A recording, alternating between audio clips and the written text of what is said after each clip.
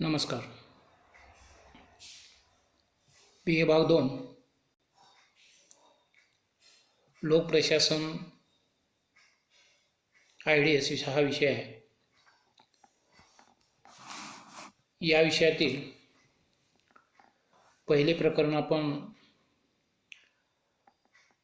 लोकप्रशासन अर्थ व्याख्या, स्वरूप, व्याप्ती, त्याचप्रमाणे लोकप्रशासन आणि खाजगी प्रशासन या संबंधीची माहिती आपण पूर्ण केलेली आहे. त्याचप्रमाणे प्रकरण नंबर 2 संघटनेची तत्वे यामधील आपण संघटनेचा अर्थ, व्याख्या आणि आधारभूत घटक तसेच संघटनेची तत्वे यामधील अधिकार, पदपरंपरेचे तत्व या सर्व भागाचा आपण यापूर्वीच्या तासाला वेगवेगळ्या तासांच्या मध्ये विश्लेषण पूर्ण केलेलं आहे. यानंतर संघटनेचे पुढील तत्व नियंत्रण कक्षा. वास्तविक पाहता आधुनिक कालखंडामध्ये राज्यांनी कार्यक्षेत्र वाढवले दिसून येतं. कारण राज्यांनी कल्याणकारी राज्याच्या संकल्पनेचा स्वीकार करून ती कल्याणकारी कार्य पार पाडण्यासाठी राज्यांचे कार्यक्षेत्र वाढले दिसून येतं. प्राचीन काळामधील राज्यांचे कार्यक्षेत्र हे कायदा सुव्यवस्था, परकीय आक्रमणापासून संरक्षण या स्वरूपाचं कार्य प्राचीन कालखंडातील राज्यांचं होतं. परंतु आधुनिक काळात अनेक कल्याणकारी योजनांचा स्वीकार करून लोकांचे जास्तीत जास्त कल्याण करण्याची भूमिका राज्य संस्थांनी घेतलेली असल्यामुळे ही कार्य पार पाडण्यासाठी राज्यांना विविध संघटना निर्माण केलेल्या दिसून येतात. प्रत्येक राज्यात सचिवालय, मंत्रिमंडळ, विविध प्रकारची खाती, लोकोद्योग, लोकनिगम, राजकीय पक्ष अशा प्रकारच्या विविध संघटना कार्य करीत असलेल्या दिसून येतात. समाजात विविध प्रकारच्या संघटना व संस्था असून व्यक्तीचा या संघटनांशी संबंध येत असतो. मानवाच्या धार्मिक, आर्थिक, राजकीय, शैक्षणिक गरजेतून विविध संघटना निर्माण होतात. समान हेतूने जेव्हा अनेक व्यक्ती एकत्र येऊन सामूहिक प्रयत्न करतात तेव्हा संघटना निर्माण होते. कोणत्याही कार्यात संघटनात्मक यंत्रणा असेल तर ते कार्य करणं सुलभ होतं आणि त्या कार्याचा जो हेतू असतो तो यशस्वी होतो. कार्य सामूहिक असो किंवा व्यक्तिगत असो त्यामध्ये संघटनेची आवश्यकता असते.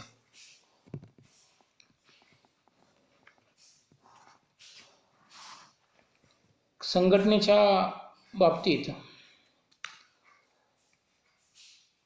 संघटनेची निर्मिती कशी झाली त्याचे आधारभूत घटक या संबंधीचा आपण भाग पाहिलेला आहे. त्यामध्ये संघटन निर्माण होण्याचे हेतू किंवा कार्य, उद्देश कोणता आहे, त्या आधारे प्रयोजन या घटकाच्या आधारे संघटन निर्माण होतं. दुसरं, संघटनेस तांत्रिक ज्ञान, संघटनेची कार्यपद्धती या दृष्टिकोनातून प्रक्रिया, विशिष्ट कार्याचं ज्ञान असण्यास ज्ञानाचा वापर करून प्रशासन कार्य यशस्वी करण्याच्या दृष्टिकोनातून संघटन निर्माण होतं. मग त्यामध्ये इंजिनियर असेल, डॉक्टर असेल, हिशोब तपासणी असेल, तसंच काही व्यक्तींच्या विकासासाठी सुद्धा संघटन किंवा प्रशासनाचं विविध खाती निर्माण होताना दिसून येतात. कामगार कल्याण खातं असेल, निर्वासितांचे पुनर्वसन करण्यासाठी पुनर्वसन खातं असेल, समाज कल्याण खातं असेल, हे समाजातील विशिष्ट वर्गाचे हितसंबंध सुरक्षित ठेवण्याच्या दृष्टिकोनातून त्या ठिकाणी संघटन निर्माण झालेलं दिसून येतं किंवा खाती निर्माण झालेली दिसून येतात. आणि विशिष्ट प्रदेशाचं किंवा विशिष्ट ठिकाणाचा विकास करण्याच्या दृष्टिकोनातून सुद्धा काही संघटन निर्माण झालेलं असतं. संरक्षण असेल, परराष्ट्र व्यवहार असेल, ही खाती विशिष्ट प्रदेश किंवा कार्यक्षेत्र विचारात घेऊन निर्माण झालेले दिसून येतात. त्यामुळे प्रदेश हा सुद्धा संघटनेचा एक आधार घटक मानला जातो. यानंतर आपण संघटनेच्या तत्वांच्या मधील अधिकार पदपरंपरेचे तत्व हा भाग आपण पाहिलेला आहे.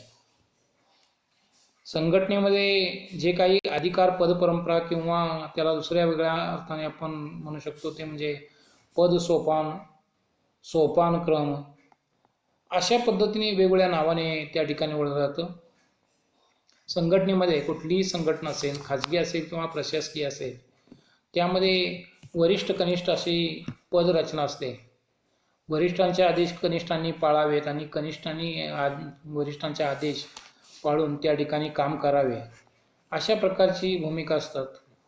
कनिष्ठांना काम करत असताना जे अडीअडचणी असतात त्यासंबंधीचे योग्य निर्णय किंवा योग्य ते धोरण ठरवण्याचे कार्य वरिष्ठांनी करावं, असे वरिष्ठ कनिष्ठ अशा प्रकारची पदरचना प्रत्येक संघटनेत असतात. त्यामध्ये कनिष्ठ कर्मचाऱ्याच्यापासून वरिष्ठ पदाधिकाऱ्यापर्यंत सर्वांचा सहभाग होतो. वरिष्ठ पातळीवरती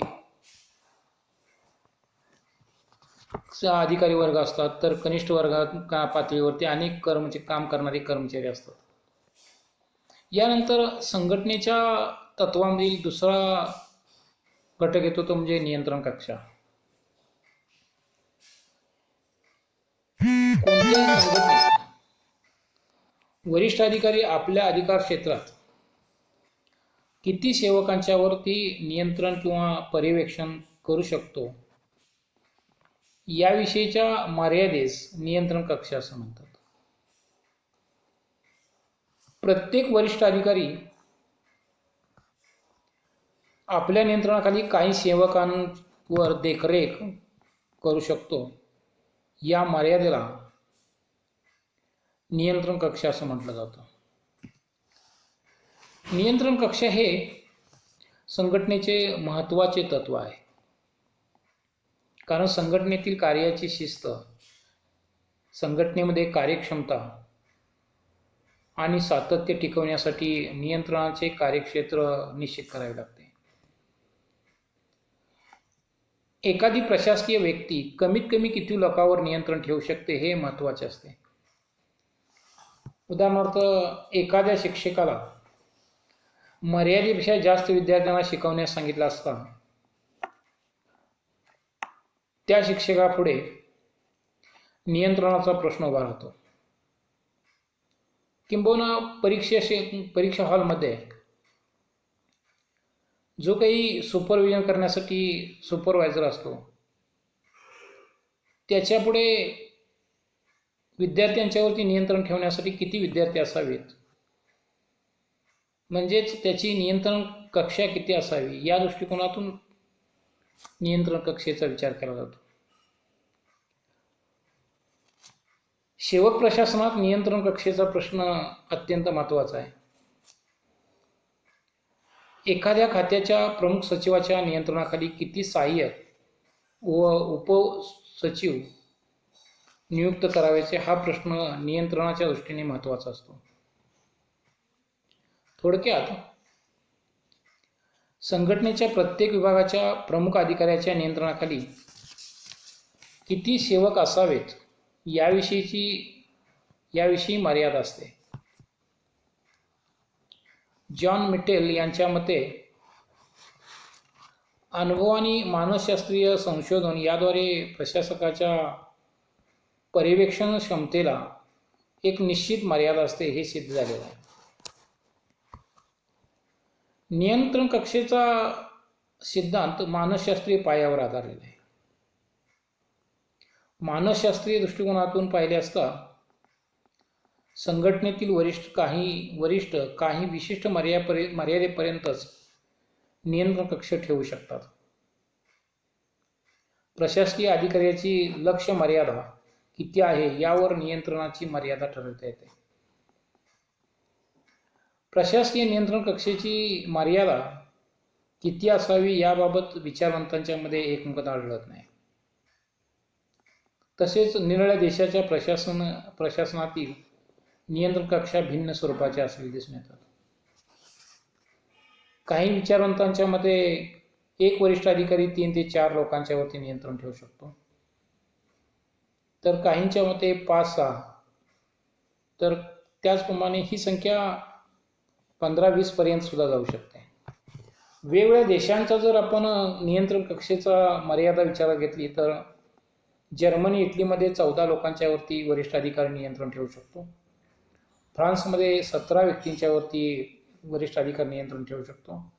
रशियामध्ये 20, इंग्लंडमध्ये 25, तर अमेरिकेत 60 व्यक्तींच्या वरती नियंत्रण ठेवू शकतो. नियंत्रण कक्षेची संख्या ही निश्चितपणे सांगता येत नाही. विविध देशातील नियंत्रण कक्षेच्या मर्यादा भिन्न स्वरूपाच्या असलेल्या दिसून येतात. भारतातील संरक्षण खाते, राज्यातील पोलीस खाते किंवा इतर कोणत्याही खाती विचार घेतल्या तर प्रत्येक संघटनेत नियंत्रण कक्षा वेगवेगळ्या असलेले दिसून येते. ही नियंत्रण कक्षा कशाच्या आधारे ठरवली जाते, कोणत्या घटकांच्या आधारे ठरवली जाते, या दृष्टिकोनातून नियंत्रण कक्षा निश्चित करणारे घटक कोणते याचा विचार आपण करणं आवश्यक आहे.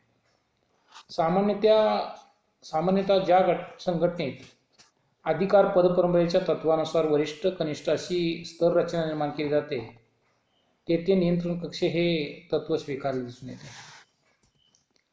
संघटनेतील वरिष्ठ अधिकाऱ्यांचे नियंत्रण क्षेत्र निश्चित करण्यासाठी पुढील घटक कारणीभूत असलेले दिसून येतात. पहिलं, कार्य. वरिष्ठ अधिकाऱ्याच्या नियंत्रण कक्षाचा विचार करत असताना जो वरिष्ठ अधिकारी काम करतो त्या ठिकाणचे कार्याचे स्वरूप कसे आहे त्यावरती त्याची नियंत्रण कक्षा अवलंबून असते. सामान्य कार्य आणि विशेष कार्य याबाबत नियंत्रण कक्षेतील कर्मचारी संख्या भिन्न असते. कठीण व अवघड स्वरूपाच्या कार्याबाबत ही संख्या मर्यादित ठेवावी लागते. कार्याचे स्वरूप समान असेल किंवा वरिष्ठ प्रशासक व कनिष्ठ सेवक यांचे कार्य एकाच स्वरूपाचे असेल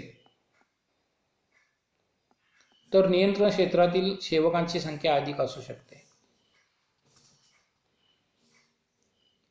परंतु यांत्रिकी कार्यात व बौद्धिक कार्यात नियंत्रण क्षेत्र मर्यादित ठेवावे लागते. दुसरा जो घटक आहे तो म्हणजे काल. संघटना निर्माण होऊन किती काळ झालेला आहे यावरती नियंत्रणाची क्षमता अवलंबून असते. जुन्या संघटनेतील वरिष्ठ अधिकाऱ्यांची नियंत्रण आणि देखरेख करण्याची क्षमता अधिक चांगल्या प्रकारे असू शकते, कारण तेथे नियम, तत्वे, कार्यपद्धती निश्चित झालेले असतात. त्यामुळे अशा ठिकाणी म्हणजे जुन्या संघटनेत फार दिवसापूर्वी, अनेक वर्षापूर्वी निर्माण झालेल्या संघटनेत नियंत्रण कक्ष वरिष्ठ अधिकाऱ्याचे जास्त असते आणि त्यामुळं त्याच्या नियंत्रणाखाली जास्त सेवक असले तरी चालू शकते. मात्र नव्याने स्थापन झालेल्या संघटनेत नियम व पद्धती निश्चित नसतात. सेवक वर्ग नवीन असल्यामुळे त्यांना सातत्याने मार्गदर्शन करावे लागते. त्यामुळे अशा संघटनेत नियंत्रण कक्षेतील सेवकांची संख्या मर्यादित ठेवणे आवश्यक ठरते किंवा भाग ठरते. तिसरा जो घटक आहे तो म्हणजे स्तर, ठिकाण. प्रशासनाचे कार्याचे ठिकाण किंवा स्तर यावरती सुद्धा नियंत्रणाचे क्षेत्र ठरवले जाते. एकाच छताखाली एकाच ठिकाणी एखादे कार्य चालू असेल तर तेथे नियंत्रण करणे अधिक सोयीचे होते. त्यामुळे नियंत्रण क्षेत्रातील सेवकांची संख्या अधिक असू शकते. परंतु एका संघटनेचे कर्मचारी विविध ठिकाणी कार्य करत असतील त्यामध्ये अंतर असेल तर नियंत्रण व देखरेख करणे कठीण होऊन बसते. अशा वेळी नियंत्रण क्षेत्रातील सेवकांची संख्या कमी असणे योग्य ठरते. चौथा घटक आहे तो म्हणजे संघटनेच्या वरिष्ठ अधिकाऱ्यांच्या कार्यक्षमतेवर नियंत्रण कक्ष निश्चित केले जाते. ते म्हणजे नेतृत्व.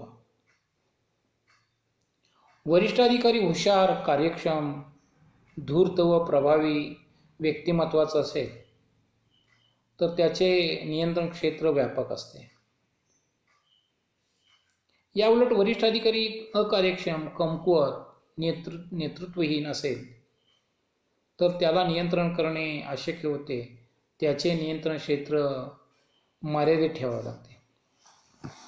अशा प्रकारे विविध घटकांचा परिणाम संघटनेच्या नियंत्रण कक्ष या तत्वावरती होत असतो. स्थल, काल, कार्य आणि नेतृत्व यांचा सर्वसाधारण विचार करून नियंत्रण करणे हे संघटनेच्या फायद्याचे ठरते.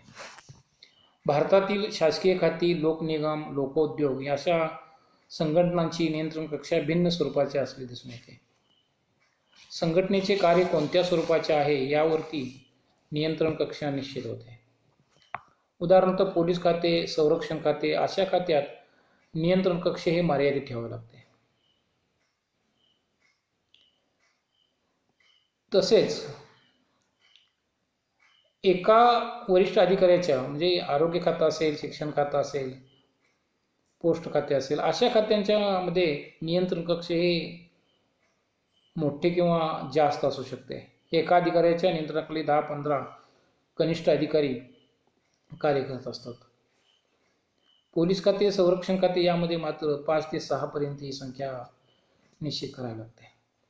कार्याप्रमाणे स्थल, काल, नेतृत्व यांचा विचार करून संघटनेतील नियंत्रण कक्ष निश्चित करावे लागते असं आपणाला म्हणता येईल. नियंत्रण कक्षाचे परीक्षण या दृष्टिकोनातून आपण विचार करणार आहोत. कोणतीही संघटना असो तिच्या प्रशासन कार्यात नियंत्रण कक्ष महत्त्वाचे असते. वरिष्ठ अधिकारी आपल्या संघटनेतील किती लोकांच्यावरती देखरेख नियंत्रण ठेवू शकतील याला प्रशासनात विशेष महत्त्व असते. वरिष्ठ प्रशासकाच्या अंगी किती कौशल्य असते आणि त्या प्रशासकीय कौशल्याच्या आधारे तो किती सेवकांच्यावरती नियंत्रण ठेवतो यावरती त्या संघटनेच्या प्रशासनाचे यश अवलंबून असते. वरिष्ठ प्रशासक किती सेवकावरती नियंत्रण ठेवतो या आधारे नियंत्रण कक्षा निश्चित होत असते. सामान्यतः नियंत्रण कक्षेची निश्चित अशी मर्यादा ठरवता येत नाही. कारण नियंत्रण कक्ष आणि पदसोपान किंवा अधिकार पदपरंपरा यांचे संबंध व्यस्त प्रमाणात असते. नियंत्रण कक्ष मोठे असेल तर पदसोपान कमी उंच असतो, तर नियंत्रण कक्ष मर्यादित असेल तर पदसोपानची उंची जास्त असते. वरिष्ठांची नियंत्रण कक्षा ज्या प्रमाणात वाढत असते त्या प्रमाणात कनिष्ठ पातळीवर सेवकांची संख्या भूमिती पद्धतीने श्रेणीने वाढत असते. थोडक्यात व्यावहारिक व सैद्धांतिक दृष्टिकोनातून विचार केला असता नियंत्रण कक्षेच्या निश्चितीबाबत विचारवंतांच्यामध्ये मतभेद असलेले दिसून येतात. तरी पण नियंत्रण कक्षात मर्यादित असावी हा दृष्टिकोन सर्व मान्य आहे दिसतो. हर्बर्ट सायमन यांच्या मते वरिष्ठांच्या मर्यादित नियंत्रण कक्षेमुळे कनिष्ठ स्तरावरील अधिकाऱ्यांची व सेवकांची संख्या वाढते. त्यामुळे कनिष्ठांचे वरिष्ठांशी येणारे संबंध दुरावतात.